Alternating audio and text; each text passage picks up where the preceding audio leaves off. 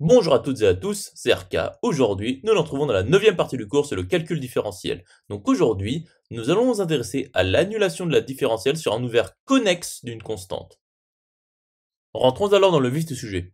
Donc soit E norme E et grand F norme grand F, deux cas espace vectoriel normé avec K soit le corps des réels, soit le corps des complexes. Et soit U un ouvert connexe non vide de E.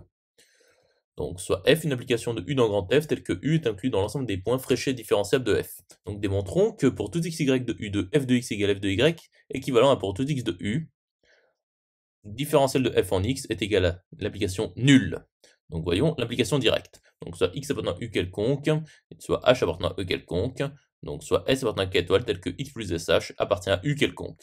Donc, f de x plus sh moins f de x le tout sur s est égal à 0f. Donc, f de x plus th moins f de x le tout sur t tend vers 0f lorsque t tend vers 0. Donc, la différentielle de f en x appliquée à h est égale à 0f.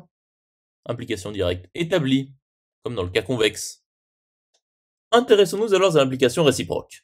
Donc, soit z appartenant à u quelconque. Donc, considérons l'image réciproque du singleton f de z par rapport à f. Donc, ordre z appartient à l'image réciproque par f du singleton f de z. Donc, l'image réciproque par f du singleton f de z est non vide. Par continuité de f, nous obtenons que l'image réciproque par f du singleton f de z est fermée. Poursuivons la démonstration.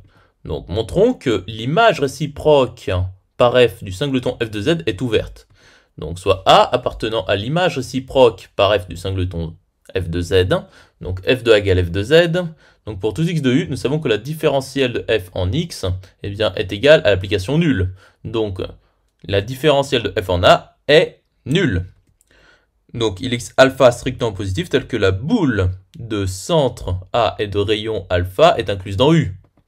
Et la boule de centre A et de rayon alpha est convexe.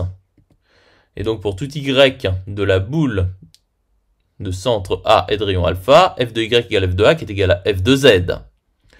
Et donc, la boule de centre A et de rayon alpha est incluse dans l'image réciproque par f du singleton f de z. Par conséquent, l'image réciproque par f du singleton f de z est ouverte. Par connexité de U, nous obtenons que l'image réciproque par f du singleton f de z est égale à U. Et donc, pour tout xy de u de f de x égale f de z qui est égal à f de y. Conclusion établie. J'espère que cette vidéo vous aura plu et vous sera utile. À présent, un serveur Discord est mis à votre disposition. Vous trouverez le lien dans la description. Nous nous retrouvons dans la 10e partie.